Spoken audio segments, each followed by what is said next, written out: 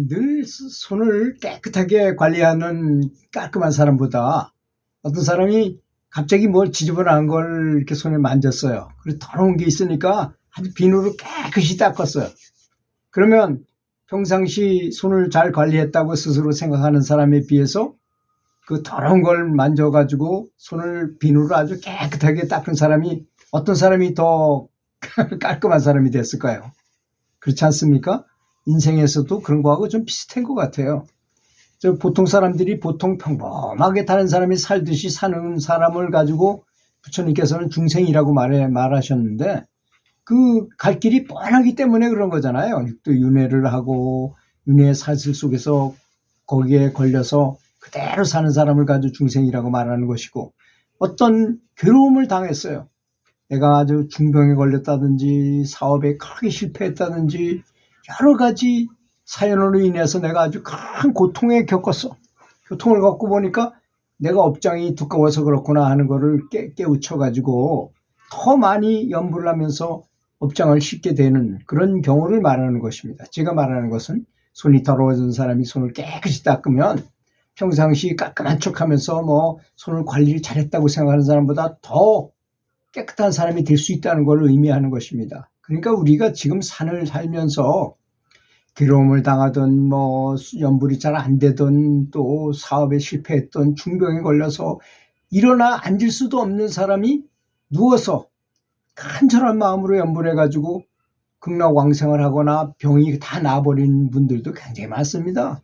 이 병이 낫는다는 것은 결코 미신적인 게 아니라는 걸 아셔야 됩니다. 사실 모든 병의 근원이라는 거는 다 어디서 옵니까? 100% 다 스트레스에서 오잖아요. 그런데 연불을 함으로써 그런 스트레스가 싹 없어지죠. 또 부처님은 오시죠. 호법신장들을 나를 지켜주죠. 병마가 나한테 붙어 있질 못해요. 무서운 사람이 와서 계속 괴롭히고 그러고 있는데 그 마구니도 떠날 거 아니겠습니까?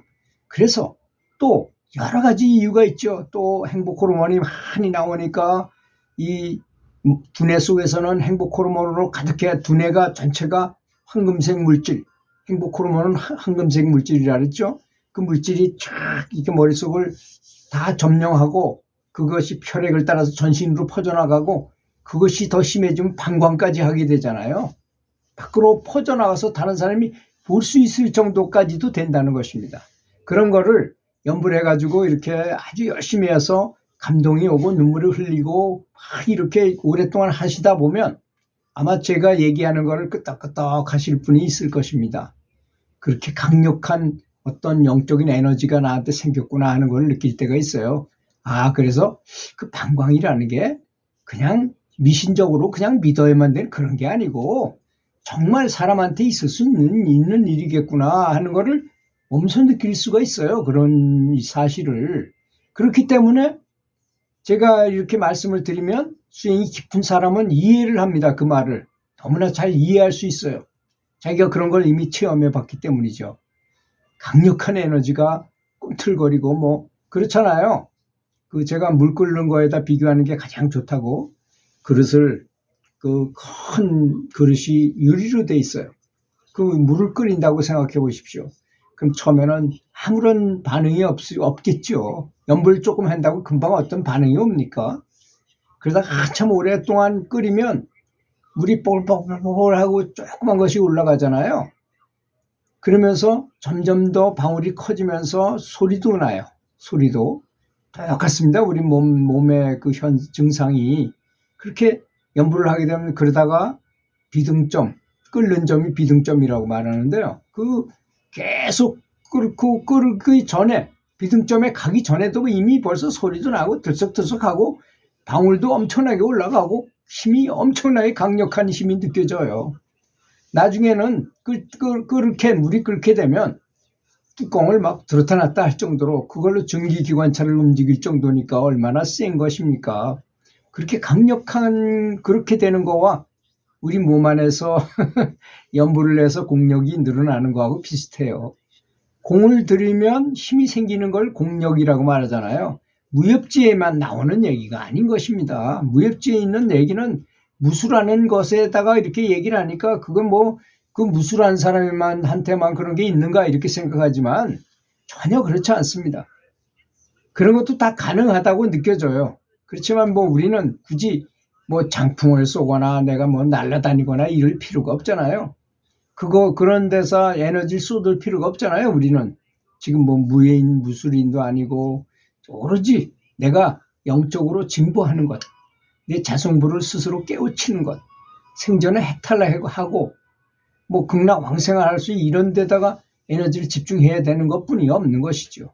그래서 저는 항상 주장하는 게 이제 목사님들 중에서도 유명한 목사님들은 뭐 옛날에 참 나쁜 짓을 많이 하고 깡패 노릇도 하고 막 하던 분이 사업도 실패하고 뭐 이랬던 분이 목사가 돼가지고 정말 회심을 해가지고 열심히 해가지고 목사님이 됐을 때 그분의 설교는 굉장히 실질적입니다. 신금을 울려요. 다른 사람이 신금을 울리니까 성도들이 많이 모이게 되더라고요. 그런 걸 저도 보고 듣고 느꼈어요. 그래서 사람은 지금 현재가 내가 아주 불리하다. 지금 굉장히 괴로운 중이다. 그럴 때가 오히려 더 위기는 곧 기회다. 번뇌가 곧 볼이다. 번뇌가 많아야지만 보리심이 생길 수밖에 없잖아요.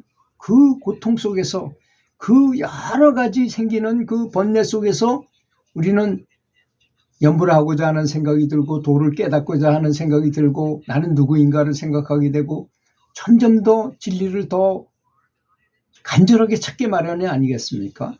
목이 말라야 애타게 물을 찾을 거 아니겠습니까?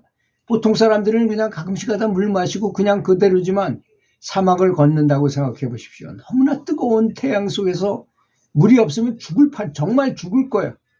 그럴 때 그 물 한 모금은 다이아몬드 반지를 몇 개를 준다 하더라도 그건 전혀 소용이 없잖아요. 물은 바로 그럴 때 그렇게 간절하게 찾아야만 될 것이고 우리가 숨을 그렇게 많이 마음 놓고 마음껏 쉴 수 있지만 숨을 제대로 못 쉬는 사람한테는 산소 호흡기를 가지고 하게 되면 1시간에 엄청나게 비싼 돈을 지급해야 됩니다. 근데 그런 거를 무료로 우리는 항상 이렇게 자유롭게 들어마실 수 있다는 감사함에 대해서 잘 모르잖아요. 그래서 정말 감사하게 느끼고 그 상황을 굉장히 중시하는 것은 굉장히 중요하다고 저는 생각합니다. 그래서 지금 현재 내가 굉장히 고통스럽고 사업이 잘 안 되고 취직이 안 되고 뭐 결혼을 못 하고 뭐 여러 가지 애로사항이 있을 때는 오히려 연부를 하십시오. 진심을 다해서 연부를 하면 제가 늘 말씀드렸죠. 사람은 평상시에 좌측뇌만 사용이 돼요. 그런데 연부를 하게 되면 우측뇌까지 이렇게 활동을 하게 됩니다. 그러다 보면 문득 어떤 지혜가 떠오르기도 하고 이렇게 하면 되겠구나 하는 생각이 딱 들어요. 아주 다 시기적절한 아이디어가 떠오르게 돼 있습니다. 그렇다 해서 조금 연부를 한다고 그런 게 나온다는 거 말하는 건 절대 아닙니다. 오랫동안 거기에 대해서 심사숙고해야만 그런 게 한참 오래된 다음에 그렇게 된다는 것이지 금방 될 것 같으면야 이 세상에 뭐든지 다 발명해가지고 누구든지 다 재벌이 될 수 있겠죠. 그런 건 아니고 열심히 계속적으로 연부를 하면서 그런 걸 추구하다 보면 반드시 나에게 가장 맞는 또 깨달음도 그런 것입니다. 작은 깨달음이 많이 모여가지고 그런 것들이 점점 진보해야 되는데 내가 이렇게 하다가 어떤 때가 아주 좋았다는 걸 느끼면 그걸 적어 놓는 거야. 그래서 그 마음을 다시 불러와요. 그때 그 마음 상태를 다시 불러온다 이겁니다. 그때 내가 산을 걸으면서 그 소나무 숲을 이렇게 걸어갈 때 내가 연부를 했을 때 굉장히 황홀하고 기분이 좋았다. 그때 내가 이렇게 나도 모르게 어떤 동작도 취하고 그랬는데 그때가 아주 너무 좋았다. 그럼 그걸 떠올려가지고 그대로 한번 해보는 거예요. 그러면 그 상태를 그대로 불러올 수 있게 되잖아요. 그런 게 바로 상상훈련, 이미지 훈련이고 사실은 우리 연불 자체가 벌써 상상훈련이잖아요. 그죠? 극락은 저 멀리 메시국토 그 불국토를 지나야만 있는 게 극락이잖아요. 서방으로, 서쪽으로. 그렇지만 우리가 아미타불을 부르면 아미타 부처님께서 바로 내 앞에 나타나시니까 상상훈련이고 말고죠. 그것은 더욱더. 근데 우리는 착각하고 있는 게 상상훈련은 약하고 실제 훈련은 세다고 생각하는 경향이 있어요. 근데 저는 체육인으로서 스포츠계에서는 이미 정평이 나 있습니다. 그전에는 상상훈련, 이미지 트레이닝으로 반, 실제 연습은 반 하면 제일 좋다고 생각했는데 요새는 거꾸로 됐어요. 이미지 트레이닝을 75%하고 25%만 실전 훈련하는 것이 가장 효과가 좋다 이렇게 돼 있어요. 그러니까 연불로 그런 상상으로 하는 훈련, 부처님이 내 앞에 계신다고 생각하고 부처님께서 빛을 비춰줘가지고 내 빛을 부처님과 비슷하게 만들어주는 것이다 라고 굳게 믿고 그렇게 된다고 믿고 그리고 상상으로 정말 가장 좋았을 때를 상상하면서 정말 연불 하다 보면 부처님과 정말 비슷한 상태에 자꾸 그렇게 가다 보면 나중에 언젠가는 정말 깨달음을 얻게 된다는 것이죠. 그래서 청화스님께서는 여러분의 참 이름이 아미타불입니다 라고 말씀하셨어요. 또 그 태조 이성계의 스승이었던 무학대사께서도 나중에 연불하다가 깨달음을 얻고 보니까 내가 내 이름을 부르고 앉았더라 이렇게 말씀하셨잖아요.